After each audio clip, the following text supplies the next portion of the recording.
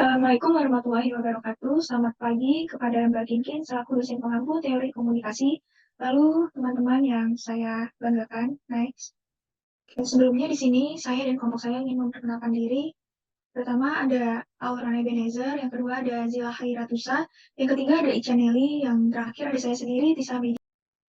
Baik, kita akan masuk ke kode etik jurnalis. Sebelumnya sudah dijelaskan dari pertemuan sebelumnya apa itu jurnalis dan dasar-dasarnya. Jadi di buku dijelaskan bahwa kode etik jurnalis berasal dari kode etik dari Denmark. Nah, sebelum dari kode etik dari Denmark ini diambil, sebelumnya kode jurnalis sama tidak mempunyai kode etik. Kode etik ini adalah tolak ukur daripada jurnalis profesional, dan kode etik ini mempunyai dua fungsi, yaitu sebagai akuntabilitas dengan berbagai kepentingan luar dan mempertahankan integritas dan identitas pekerjaan mereka sendiri dari pihak eksternal maupun internal. Lalu di sini ada etika-etika jurnalis. Dari akuntabilitas dan identitas profesional masing-masing diubah menjadi 6, yaitu kepada publik, kepada sumber dan referensi, kepada negara bagian, dan kepada pemberi kerja. Lalu bagi identitas profesional menjadi perlindungan integritas jurnalis dan perlindungan kesatuan profesi. Dari situ juga masih bisa dijelaskan lebih rinci lagi, namun tidak akan kami bahas pada pertemuan kali ini. Lalu prinsip umum jurnalis. Jadi prinsip yang paling umum dalam kode etik Eropa adalah penekanan dalam aspek kebenaran, perlindungan integritas dan independensi jurnalis, tanggung jawab jurnalis dalam membentuk opini publik, cara yang adil dan mengumpulkan dan menyajikan informasi dan melindungi hak-hak jurnalis, sumber dan referensi, dan kebebasan untuk mengekspresikan dan mengkomunikasikan ide dan informasi tanpa hambatan. Perbedaan jurnalis dengan penerbit koran. Dalam konteks persuasif, ada perbedaan yang mencolok antara jurnalis dengan penerbit koran. Penerbit koran lebih menekankan kepada informasi yang konkret dan tidak dapat dibantah untuk mempersuasi khalayak. Sedangkan jurnalis menggunakan kata-kata yang implisit dan tidak langsung menyatakan tujuan asli dari sebuah teks yang mereka tulis. Itu saja dari kode etik jurnalis. Boleh langsung lanjut. Baik, terima kasih. Lalu selanjutnya ada produksi berita di Rusia kontemporer atau praktik kepesan. Saya langsung masuk ke pembahasannya aja. Yang pertama ada masalah utama dalam studi media pasca komunis.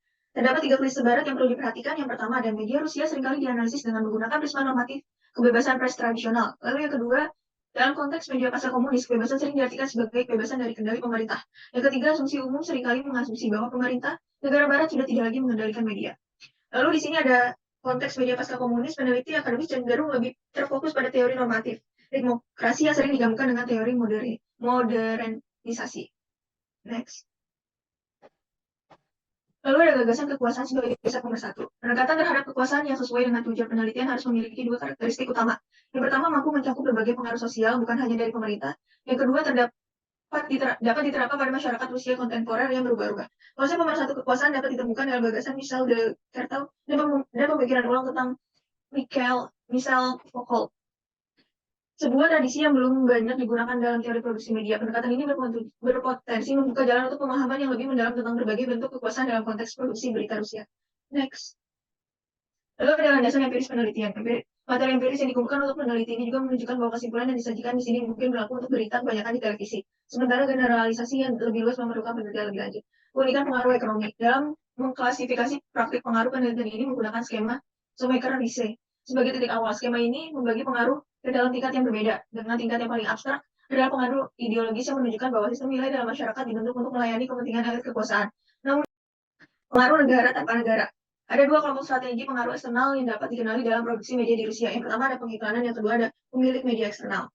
Pemilik media eksternal mendapatkan keuntungan dalam bisnis dan politik mereka. Berdasarkan ada 2 strategi dasar yang mereka gunakan. Yang pertama, menawarkan kesetiaan pada outlet media mereka dengan imbalan bantuan finansial. Yang kedua, mengancam menarik dukungan mereka jika kebijakan media tidak sesuai dengan kepentingan mereka. Lalu ada strategi negatif dan strategi positifnya. Next. Lalu ada eksekutif media sebagai mediator kekuasaan. Yang pertama, level intramedia adalah level di mana wartawan berinteraksi dengan rekan kerja mereka dalam produksi berita. Pada tingkat ini, rutinitas sehari-hari wartawan sebagai besar melibatkan interaksi dengan sumber berita. Eksekutif media berfungsi sebagai mediator dari tekanan eksternal yang tidak terlihat yang mempengaruhi kendali organisasi media secara keseluruhan. Lalu ada jurnalis dan sumbernya negosiasi dan konflik. Jurnalis memiliki hubungan yang kompleks dengan sumber informasi mereka. Ini adalah salah satu aspek utama dari kontrol media di Rusia. Media dan sumber informasi secara saling bergantung, di mana media memasukkan formatnya dan sumber berusaha mendefinisikan kontennya. Next. Lalu ada media kultur sinetron Eropa, mengkaji keragaman dan evolusi bentuk sinetron di Eropa. Dengan melakukan hal ini, kami bertujuan untuk memperluas jangkauan sinetron yang dipertimbangkan oleh para peneliti. Karena fokus pada kanal yang sebagian besar terdiri dari sinetron Amerika, dan mungkin juga sinetron Amerika yang paling banyak digunakan. Next. Selanjutnya ada menjadikan internet bukan kontroversi dan budaya. Kompleksitas makna internet dalam konteks gender dan dampaknya pada komunikasi serta konten. Terdapat 3 yang utama: internet dekat dengan feminitas, internet bisa mempengaruhi gender dan menghapus batas antara laki-laki dan perempuan, dan ketiga ada hubungan antara teknologi gender adalah proses kompleks yang sulit didefinisikan secara jelas.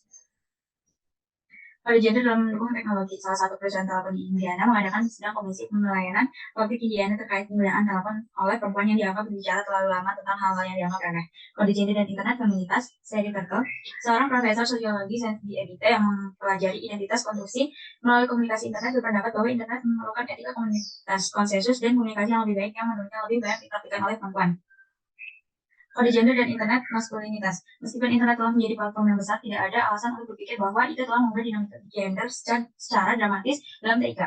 Kode gender dan internet cyberfeminis. Cyberfeminisme adalah istilah yang mengacu pada berbagai praktik akademis dan artistik yang berpusat di sekitar internet dan teknologi baru. Gender dan teknologi konsep multidimensi. Salah satu cara untuk menyikapi kontradiksi ini adalah bahwa dengan mengakui internet adalah lingkungan yang luas dan kompleks yang dapat membuat ketiga klaim tersebut secara bersamaan. Segmentasi gaya hidup dari sikap minat dan opini terhadap nilai gaya estetika, visi hidup, dan preferensi media. Segmentasi pasar melibatkan pembagian total pasar menjadi kelompok-kelompok yang lebih kecil dan homogen yang memiliki kepentingan, kebutuhan, dan keinginan yang serupa terkait produk atau jasa yang ditawarkan. Psikografis. Konsep psikografis yang menggabungkan psikologi dan demografi dengan tujuan untuk memberikan unsur psikologis pada kerangka demografi, untuk meningkatkan pemahaman tentang perilaku konsumen dan untuk mengembangkan strategi periklanan yang lebih memadai. Pendekatan IDO.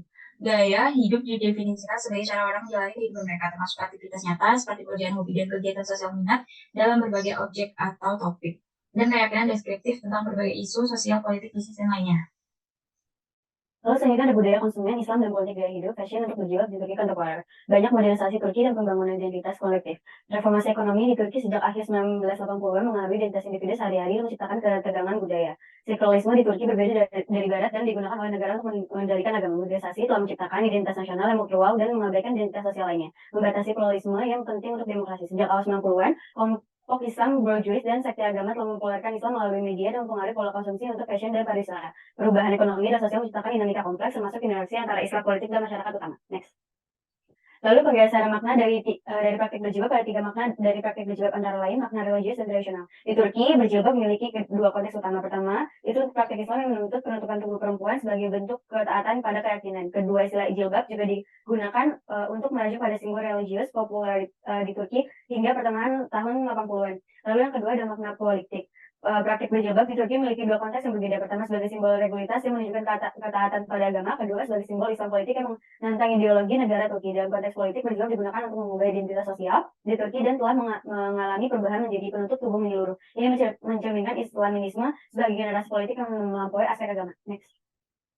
Lalu yang ketiga ada arti baru yaitu konteks asumsi. Praktik berjilbab di Turki telah menjadi bagian dari budaya konsumsi sejak awal 90-an, menciptakan tren fashion berjilbab yang dipengaruhi oleh faktor ekonomi global dan lokal. Perusahaan pakaian di Turki mulai menawarkan berbagai model jilbab kepada perempuan kelas menengah dan atas yang ingin berpakaian sesuai dengan prinsip-prinsip Islam. Meskipun Islam politik memperkuat identitas muslim dalam ruang publik, gaya hidup mereka juga mengalami perubahan akibat interaksi dengan budaya modern. Kelas menengah muslim baru di Turki mulai mengadopsi fashion Islam dan praktik mengkonsumsi mencerminkan nilai-nilai Islam, mengubah gaya hidup perkotaan mereka. Hal ini menciptakan perpecahan sosial dalam komunitas muslim, terutama di antara perempuan muslim yang tercermin dalam model berjilbab yang ditargetkan pada kelas menengah perkotaan. Next.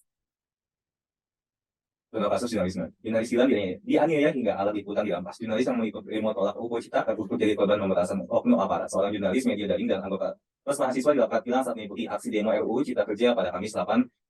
Bukan hanya itu, seorang jurnalis juga mengalami penganiayaan dan perampasan alat liputan. Jurnalis Merahputih.com, Poncol Sulaksono dikabarkan menghilang. Tapi diketahui, Poncol sedang meliput aksi di bilangan Tugu Tani, Gambir, Jakarta Pusat. Contoh kasus ini berkaitan langsung dengan materi. Yang pertama adalah pada etik jurnalis, pelindungan kesatuan profesi dari kekuasaan publik. Lalu yang kedua adalah berita Rusia kontemporer, tapi kekuasaan. Selanjutnya. Lalu ada contoh kasus kedua, yaitu contoh kasus media kultur, media sosial dan politisi perempuan di Indonesia, analisis konten pada 9 akun Instagram perempuan anggota legislatif. Media sosial dan politis perempuan di Indonesia menganalisis konten pada 9 akun Instagram perempuan anggota legislatif ini, membahas penggunaan Instagram oleh legislator perempuan di Indonesia sebagai sarana komunikasi politik. Kasus ini menganalisis konten dari 9 akun Instagram legislator perempuan dan mengidentifikasi beberapa tema. Yang pertama, legislator perempuan menggunakan Instagram untuk membangun merek pribadi mereka dan mempromosikan diri sebagai fitur publik. Mereka berbagai cerita pribadi, foto dan video memperlihatkan aktivitas sehari-hari dan minat mereka. Kemudian Instagram digunakan sebagai platform komunikasi politik di mana legislatif perempuan berbagai pandangan mereka tentang berbagai isu seperti pendidikan, kesehatan, dan konstitusi lainnya. Contoh kasus yang diangkat ini tentunya kaitan dengan menggenderkan internet, klaim kontroversi dan budaya, poin kode gender dan internet feminitas, dan dengan demikian dapat dikaitkan dalam konteks pengguna media sosial dan internet dalam budaya politik dan konteks sosial yang lebih luas. Baik, sekian dari presentasi kami. Mohon maaf jika banyak kekurangannya. Wassalamualaikum warahmatullahi wabarakatuh.